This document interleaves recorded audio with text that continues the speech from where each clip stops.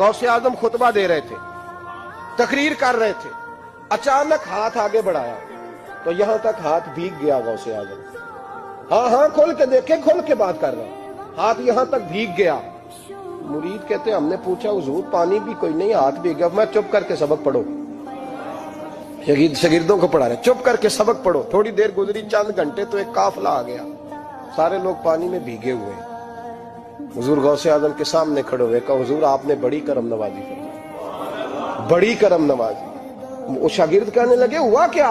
तो वो लोग कहने लगे कश्ती में बैठे थे तो कश्ती डूबने लगी।